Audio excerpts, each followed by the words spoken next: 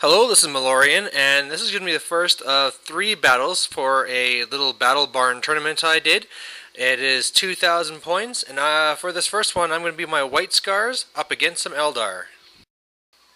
Alright, so the premise behind this first game is basically we're fighting over this tiny little moon. It's so tiny, in fact, that you can jump from one short board edge to the other. You have to go all the way across, you can't go half and half, and you can't draw a line of sight through it, but it's one of the neat little additional things you can do. On top of that, it's going to be based off 5 main objectives. So during the game, you want to have one unit that does do that, go from short board edge to short board edge. You have to destroy the first enemy unit that crosses into no man's land, end the game with a scoring unit in your own deployment zone, end the game with a scoring unit in your opponent's deployment zone, and on turn 6 you have to have HQ, if he's still alive, do nothing so he can basically radio for help. There's going to be also, starting from turn 2, all these meteors are going to be like kind of like randomly scattering down, but I'm not going to really bring it up again because it didn't do anything, but just so you know what was happening. Anyway, so for my side, I'm going to have 6 troops that's going to have 5 bikes, 2 meltas, an attack bike with a multi-melta, 3 with power weapons, 3 with a power fist, then 3 attack bikes with multi-melta, and then kor'sarro Khan, and then he has a command group that has 4 plasma guns. So my first opponent here, he is starting a lot of his stuff in reserve too, and all he's starting with is 2 little units of jet bikes that have a warlock, and then in his center ruins there is this one tank that has this kind of like barrage weapon. I'm not very used to it, but it's there and it'll be shooting at me. So turn 1, not much to say because I'm all in reserve, and he's just basically zipping around so that he can have cover. So his turn 2, and he gets in pretty much every single one of his reserves.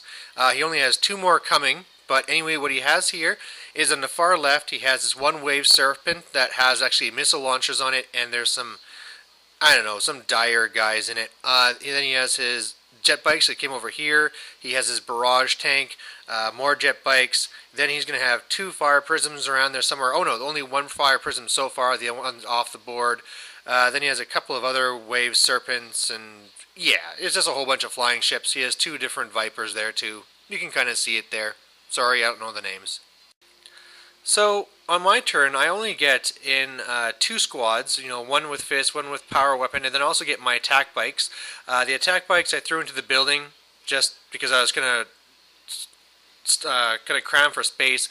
In fact, both of us have already gone from short board edge to short board edge. We just, both of us are so fast that we just kind of like start on one and zip all the way to the other. So I actually have one already that's going to be my one that he's trying to destroy because it went through no man's land first, and that's going to be the one with the power fist at the top. Probably that was a mistake on my part. I don't know why I did it so early. Anyway, they came in here and they're all trying to go after the wave serpent, but with it ignoring Melta, I just couldn't do anything. Plus he has his 3+ cover. So I charged in and I did some damage and I got some results, but nothing that does anything serious. So his turn 3 is pretty deadly because it's his entire army versus like a little bit of mine, and I'm all bunched together. So inside that one wave serpent, he left the seer, the farseer. It doomed my one fist squad, and then also put guide on his little storm guardians, whatever he had in there. So anyway, they come out, blast that unit to hell, charge in, and all that's left is the one attack bike. He also shot up the other unit. It fell back and is where you can see those 2 bikes now, and then also did a little bit of shooting into my attack bikes, but only did 1 wound. So then on my turn 3, kor'sarro Khan and some reinforcements come in here, managed to kill off all those little storm guys, really messed up both of these wave serpents. I think the one on the, they're all like immobilized, weapon destroyed, all this stuff, but it's not enough, there's not destroyed. And unfortunately, on the one on the left, he has some fire dragons in there, so I would have loved to destroy and then charge them. Just didn't happen. So at least over here, though, I'm doing a lot of damage. And then way on this side, I'm doing pretty awesome too. He had his kind of jet bikes that are here trying to protect his vehicle. But, I took some chances going into the building. Maybe one guy crashed, I can't remember. But anyway, that one vehicle, I did a big combo charge here.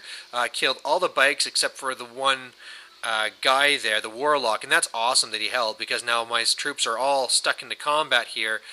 So he can't be shooting me. And meanwhile, that one vehicle, all the weapons are destroyed. It's immobilized. So, yeah, going pretty good on this side. So turn 4, the rest of his reserves come in, so that's going to be that other fire prism, and then, oh no, that already came in, and so finally these guys came in, which is this big squad of these warp spiders, plus he also has this cool little autark guy as well that has the little warp spider jump pack on. They scattered a little bit back, but it's enough room that he can be blasting me pretty good. Alright, so turn 4, and it looks like this. He went and killed that last attack bike, so he got that point. And by the way, the one that I'm obviously going after is the warp spiders. He did fairly well with his shooting, but then again, I also made a lot of my armor saves. You can see kor'sarro Khan's unit really got bitten into, had those fire dragons shooting at them, but I still got a good amount of guys over here. And then over here, his Dire Avengers jump out of the Wave Serpent, and in combat I kill the Warlock, and I also smash the Wave Serpent. So I mean, this whole side's pretty much mine. And these guys just gonna go and teleport away.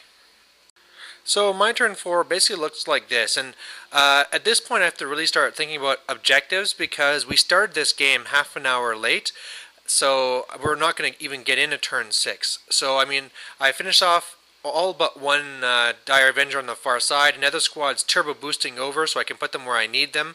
I brought over some squads. I wiped out the Warp Spiders and the Artok, so there's a point there. And then, I even forgot to shoot my attack bikes on the left, because all those stuff over there don't even really matter. So his turn 5, he has this one Wave Serpent that zips into my zone, and I mean, my odds of killing it are really low, so that's pretty safe. And then I felt really stupid, because now he has the one Dire Avenger that I kind of didn't charge out of being lazy, because I forgot that his two little bikes over there are also scoring units. So there's no way I can deal with both of those at once, and unfortunately he also went and killed the last of my bikes on the left side, other than kor'sarro Khan, so I don't have anything else scoring there. So yeah, I think I have one shot at this, but it's probably going to be a tie. So my turn 5, pretty simple. The one squad of bikes goes and turbo boosts into my zone to make sure I get my own point.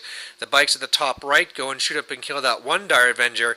And kor'sarro Khan, okay, now he's the only bike that can fleet, right? So he zips up there. He only gets a fleet of 3, and then when we measure out to see if he can charge those last two bikes, his last two scoring units, I'm like half an inch out. So, if I just would have gotten like one more inch. But, even then I'd still have to beat them and break them and all that stuff. So either way, we both end up with a unit in each other's zone. We both went through the other side. We both destroyed the person that went into no man's land, and then we didn't get to turn 6. We couldn't do that one, so it turned out to be a tie. So thoughts on this game? I think it was definitely within my power to get the win.